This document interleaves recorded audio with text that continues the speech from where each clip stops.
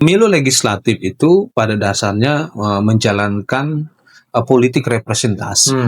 Ya, politik representasi itu lokusnya ada di daerah pemilihan atau distrik ya, adanya di daerah pemilihan, sehingga dalam beragam studi atau para ahli mengatakan daerah pemilihan itu bisa dianalogikan seperti field of war. Ya, artinya medan berkontestasinya para calon anggota legislatif. Betul. Nah, jadi dengan demikian, apakah nanti ada jumlah penduduk di kota Cirebon yang melampaui ambang batas? Ambang batas itu misalnya, saat ini kota Cirebon berapa kursi? 35. Saat ini kota Cirebon, jumlah alokasi kursinya itu dalam rentang 35 kursi. Yeah. Jumlah penduduk yang dimana akhirnya kota Cirebon dapat 35 kursi. Yeah. Kebetulan karena adanya peningkatan populasi penduduk mengakibatkan kota Cirebon teralokasi jumlah kursi menjadi 40. Ya, mungkin saja. Ya, misalkan ini sebuah simulasi misalnya. Kalau sebenarnya tadi di awal itu bukan pemetaan dapil, pemetaan data pemilih. Data pemilih ya? Berarti saya salah nih. Sebelum Coach mohon maaf nih, saya salah.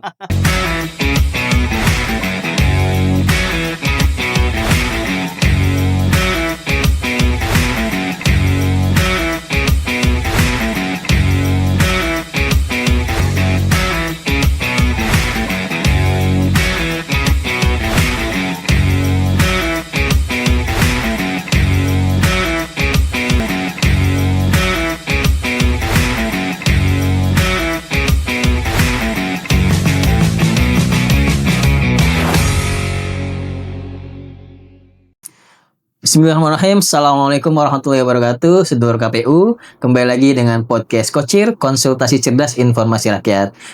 Khusus kali ini dengan tema yang luar biasa, yaitu pemetaan data pemilih. Nah, bersama kita narasumber yang luar biasa langsung dari anggota KPU RI, Bapak Dr. Haji Idham Holik. Selamat sore, Pak Idham. Selamat sore, Mas. Ini berarti 2 kali ini ya, Kota Cirebon nih. Siap. Luar biasa, kita kedatangan langsung KPU RI 2 kali. Iya. Dan emang baru Pak Idham yang datang ke sini, Pak. Iya. Yang lainnya belum. Alhamdulillah. Pak Idham, perjalanan tadi dari KPU RI ke Cirebon ini lancar, Pak Idham? Alhamdulillah. Lancar ya? Alhamdulillah. Kalau Jawa Barat ya dipastikan terprediksi jalan. Nah, Pak Idham, sejauh ini sebelum masuk kita ke tema tadi, Ya. kegiatan KPU RI ini, khususnya di KPU RI sendiri, pasca pemilu ya, pasca pemilu dan pilkada, itu sedang sibuk ngapain aja sih, Pak Idham?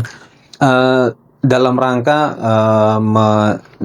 mempersiapkan diri menjadi bagian dari reformasi elektoral ya.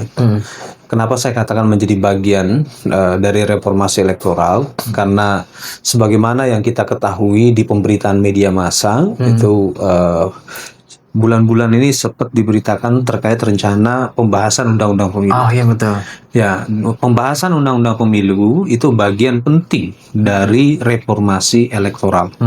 Dan kami tentunya KPU Indonesia sebagaimana diberikan kewenangan menjadi regulator teknis, menjadi penting bagi kami untuk menuangkan pengalaman dan masukan konstruktif berkaitan dengan tata kelola pemilu, electoral governance. Jadi kami saat ini sedang concern mempersiapkan masukan tata kelola pemilu atau berkaitan dengan manajemen penyelenggaraan pemilu. Jadi pengalaman empiris ini kan sangat bernilai untuk perbaikan manajemen pemilu, yang dimana tentunya pemilu terjadi dalam sebuah lanskap yang dari pemilu ke pemilu itu dipastikan berbeda, dan karena penyelenggaraan pemilu ini tidak hanya prinsip integritas ya atau kepastian hukum ataupun akuntabilitas, tapi ada yang namanya profesional. Ciri dari implementasi prinsip profesional itu selain dia harus lebih baik ya dalam artian progresif, tapi juga dia harus berbasiskan pada ilmu pengetahuan. Itulah yang istilah lainnya disebut saintifikasi. Nah, sehingga saat ini kami banyak bikin kegiatan bagaimana mengundang para ahli di bidangnya itu bicara tentang tahapan atau sub-tahapan pemilu yang kemudian kami rangkum atau kami formulasikan dalam sebuah paper yang dinamakan position paper. Seperti itu. Dan rekan-rekan di daerah juga kami minta melakukan kajian yang sama. Jadi khusus untuk divisi teknis hari ini lebih banyak pada kajian kepemiluan. Dan ini nanti berarti kan menunggu juga kajian kayak ini dengan pembuat undang-undang berarti ya? Prinsipnya kita harus siap dan harus responsif terhadap reformasi elektoral. Ya, reformasi elektoral ini bisa dalam level tataran undang-undang, bisa dalam level teknis, dalam artian manajerial.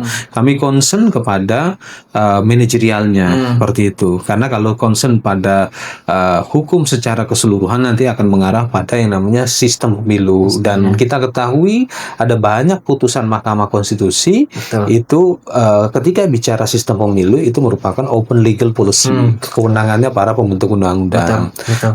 Tapi tentunya karena kami punya pengalaman, kami punya insight berkaitan dengan beragam sistem pemilu, tentunya kami juga akan memberikan pandangan kalau sistem pemilunya A, B, C, D ada kelebihan, ada kekurangan karena semua sistem pemilu memiliki ciri khasnya masing-masing. Nah, Madam, kaitan dengan tadi kita beralih ke sesuai tema nih, pemetaan dapil. Sebenarnya seberapa Sebenarnya tadi di awal itu bukan pemetaan dapil, pemetaan data pemilih. Udah dapil ya? Berarti saya salah nih. Sebelum coaching mohon maaf nih saya salah. Nah, pemetaan dapil nih, Pak Idam. Kaitan dengan pemetaan dapil, seberapa penting sih khususnya tadi dengan demokrasi kita? Apalagi di KPU kan KPU RI provinsi kemudian KPU kabupaten kota melakukan dapil pada saat nanti perhelatan pemilu. Seberapa penting Pak Idam? Pemilu legislatif itu pada dasarnya menjalankan politik representasi. Ya, politik representasi itu lokusnya ada di daerah pemilihan atau distrik ya, adanya di daerah pemilihan sehingga dalam beragam studi atau para ahli mengatakan daerah pemilihan itu bisa dianalogikan seperti field of war. Ya, artinya medan berkontestasinya para calon anggota legislatif. Nah, berkenaan dengan penataan daerah pemilihan atau redistricting ini bisa dilakukan perubahan, bisa juga tidak dilakukan perubahan. Tentunya hal tersebut harus mengacu pada prinsip-prinsip berkenaan dengan penataan daerah pemilihan. Di dalam Undang-Undang Pemilu, hal tersebut diatur di dalam pasal 185, prinsip-prinsip penataan daerah pemilihan. Dan kalau kita bicara dalam tataran prinsip-prinsip penataan daerah pemilihan, itu dipastikan bahwa dapil yang existing, dapil yang kemarin di pemilu 2024 digunakan untuk pemilu anggota legislatif bukan terkategori dapil gerrymandering. Karena putusan Mahkamah Konstitusi nomor 80 tahun 2022 menitekankan pada dapil gerrymandering, dapil yang tidak memenuhi prinsip integralitas atau compactness. Ya, jadi putusan MK memerintahkan KPU harus melakukan penataan daerah pemilihan. Nah, kenapa gerrymandering ini menjadi concern dari putusan MK? Karena salah satu asas dari penyelenggaraan pemilu itu adalah adil. Ya, adil. Nah, sehingga daerah pemilihan sebagai basis dari politik representasi harus memenuhi prinsip adil, asas adil tersebut. Nah, selain itu, kenapa daerah pemilihan itu harus berubah? Ini sangat bergantung pada peningkatan populasi jumlah penduduk.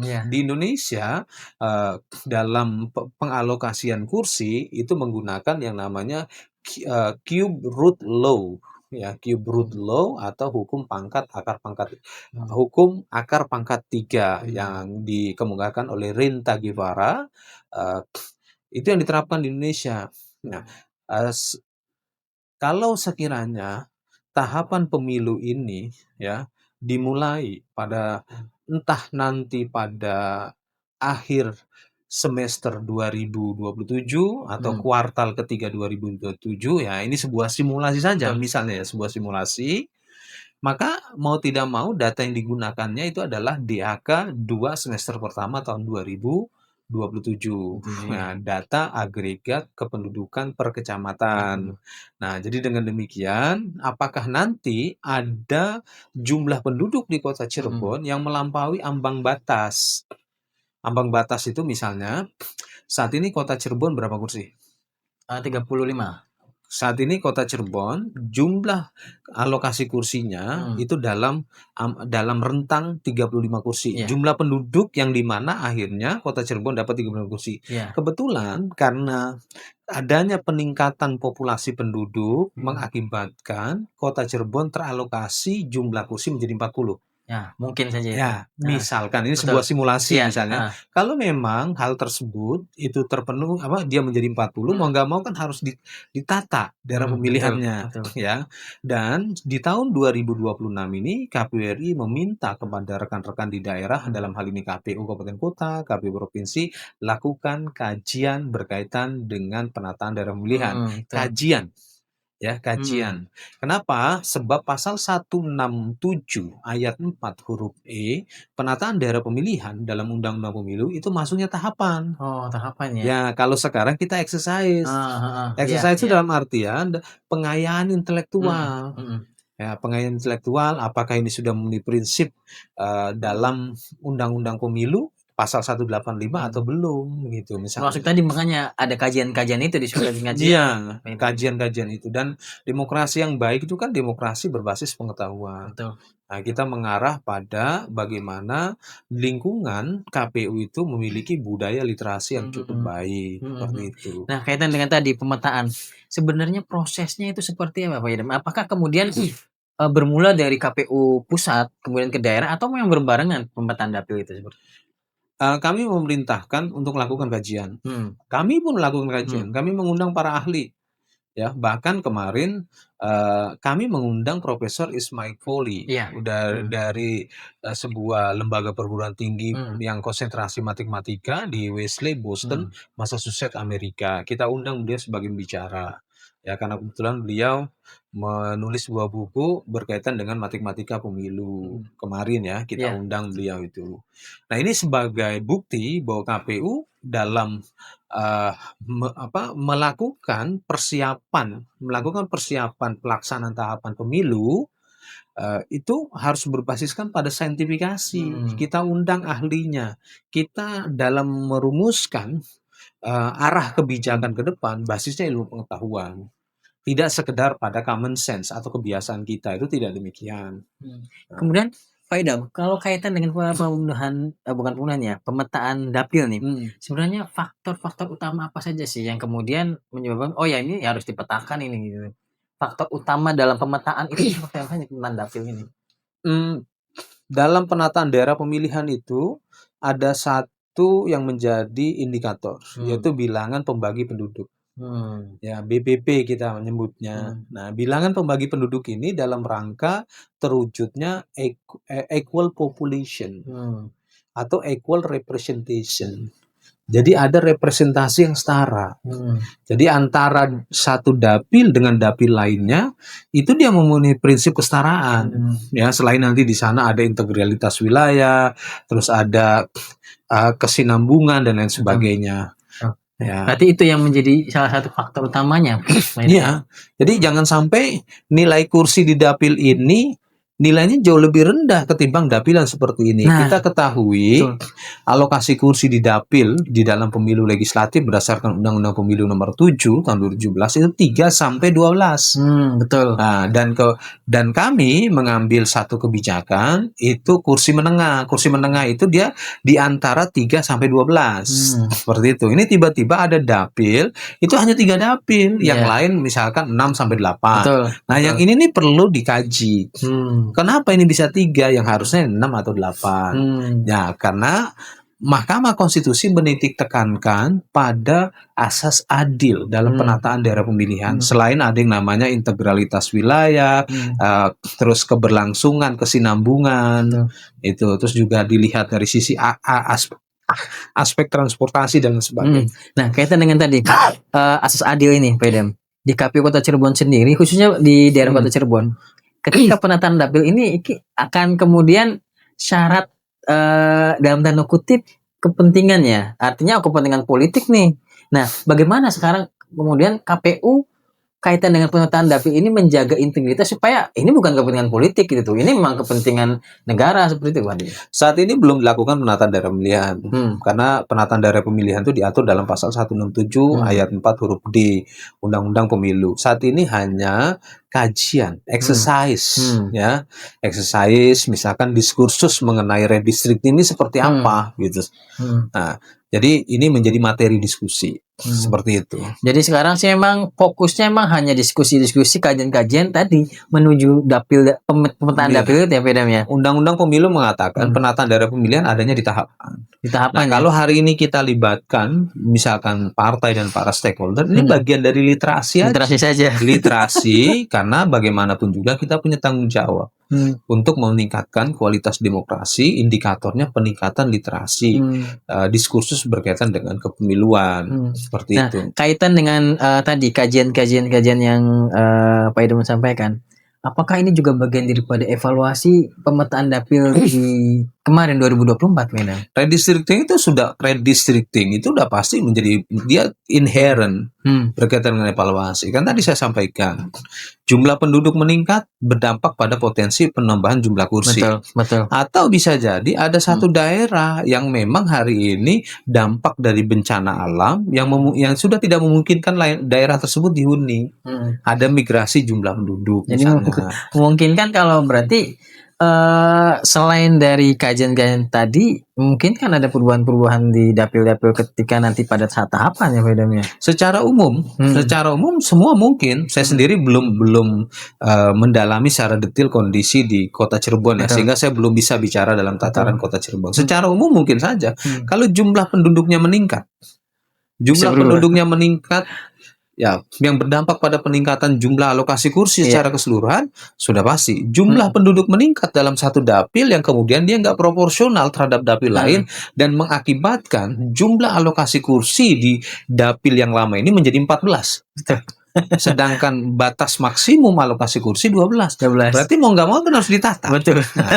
Nah, yang tahu seperti itu kondisi real Kota Cirebon tentunya teman-teman. Sehingga kami minta kepada teman-teman untuk coba memantau jumlah DAK 2. DAK 2 ini dipublikasi dalam setahun berdasarkan Undang-Undang Kependudukan 2 kali. Akhir bulan Juni, akhir bulan Desember, di setiap akhir semester, di setiap tahunnya. Jadi 2 kali. Baik Pak Idam, kayaknya waktu kita terbatas. Cuma tadi ini kajian-kajian kayaknya menjadi insight buat kami untuk segera melakukan insight kajian-kajian Pak Idam. Pak Idam, terakhir sebelum kita tutup, mohon untuk memberikan masukan kepada kami, termasuk kepada khususnya warga Kota Cirebon, sedulur Kocir, Pak Idam. Silakan Pak Idam.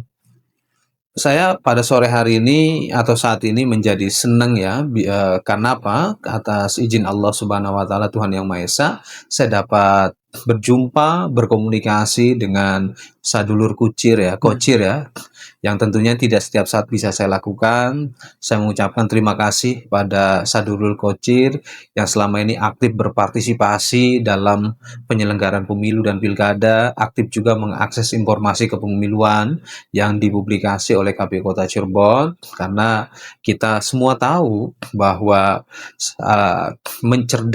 kata mencerdaskan itu atau kita sebut dengan bahasa literasi itu bagian dari hak konstitusional warga negara. Dan dalam diskursus ilmu kepemiluan juga itu ada satu kesimpulan, praktek kepemiluan yang baik biasanya ada prasyarat di mana pemilihnya itu menjadi literat. Apa yang dimaksud dengan pemilih literat? Pemilih yang memiliki wawasan, pengetahuan yang cukup berkaitan dengan pelaksanaan pemilu dan demokrasi. Jadi saya mengapresiasi kepada sadulur Kocir yang senantiasa memperbaharui informasi kepemiluan ataupun menambah pengetahuan kepemiluan, karena ini untuk kita bersama, untuk bangsa Indonesia. Pak Idam, terima kasih atas kehadiran di podcast Kocir ini kedua kalinya. Sukses selalu Pak Idam buat kegiatan-kegiatan selanjutnya. Terima kasih. Seluruh Kocir, demikian. Nah, dengan narasumber kita sudah membahas walaupun singkat tapi padat. Insya Allah berikutnya kita akan dengan tema-tema yang lebih luar biasa. Terima kasih. Assalamualaikum warahmatullahi wabarakatuh. Salam.